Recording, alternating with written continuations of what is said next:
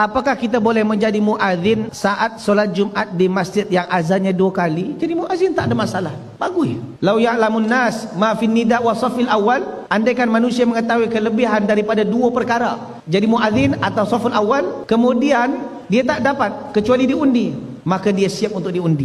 Begitu kata Nabi SAW. Termasuk sunnah. Dan ini sunnah Khulafa Rasyidin, dan ada mula daripada zaman Uthman bin Affan. Cuma zaman sekarang caranya salah. Cara di zaman Uthman bin Affan, tengah jam sebelum masuk waktu azan. Azan pertama untuk panggil orang, sebab Islam dah mula luas, panggil orang datang ke masjid. Dah masuk waktu, khatib naik mimbar, baru azan yang kedua. Azan inilah yang sebetulnya azan masuk waktu.